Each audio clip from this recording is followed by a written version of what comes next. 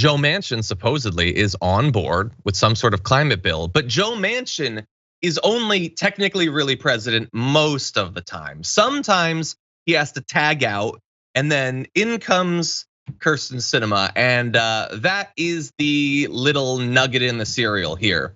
Because supposedly Manchin says that he hasn't talked to Sinema about this new deal, and that he's not willing to lose the provision to change the taxation of carried interest, which she has previously opposed.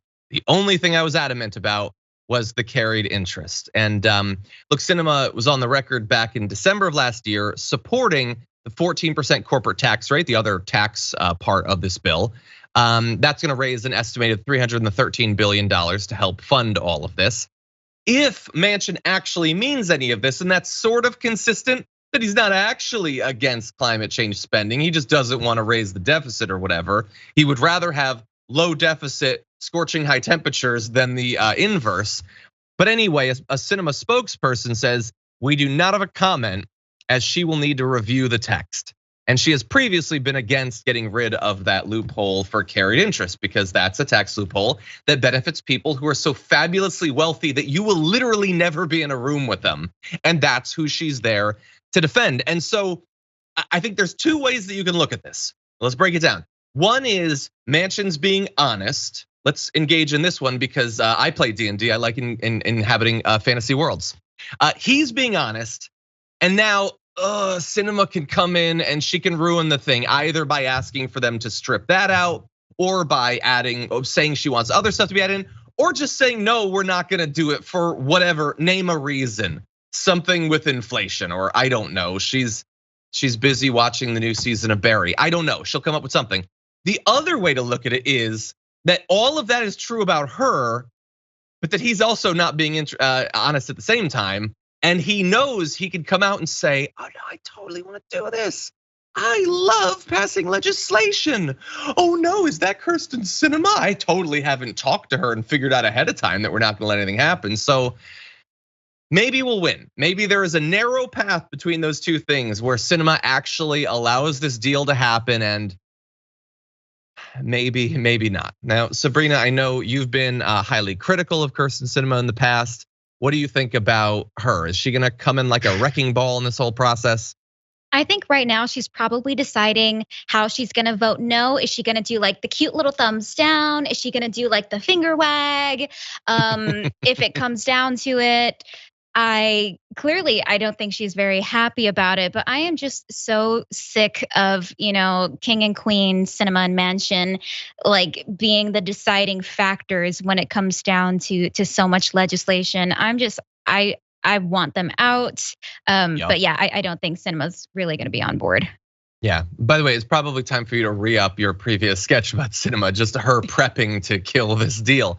Look, I'm gonna mix it up. I'm trying to question certain things about my life in the way, like I'm gonna try to be optimistic, I guess, or at least I'm gonna cosplay optimism. Biden desperately needs this right now, not for the sake of the climate. I don't think he gives a damn about that, but he needs it for his own purposes.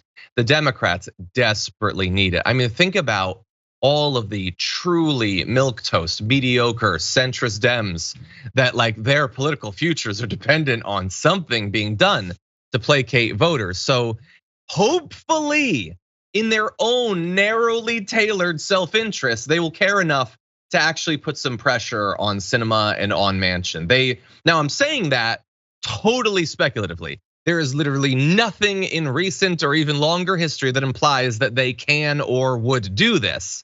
But I would love to see it. We could really use even a bill like this even to the extent that we know things about it, we know that it has a lot of issues. Not only the drilling projects, but a lot of this money is like the last infrastructure bill. It's gonna go to corporations. That's largely how this is gonna work. But if it does actually cut our emissions by 40%, and I do not take as a granted that they're being honest about that estimate, then that would be very significant. And it's not like we have a lot of time to waste. So we'll see. I want to see, people like AOC, Ilhan Omar, others who have been, Merkley, Bernie, people who have been pushing the Green New Deal weigh in on this. I want to have them have their aides and staffers really dive into the text of this deal to the extent that it even exists yet. And and then we'll be able to figure it out. Any other thoughts? No, just we'll see. Is that? I thought that was a tiny little Pelosi clap or something. Oh. Anyway. Yeah. Okay. You know what?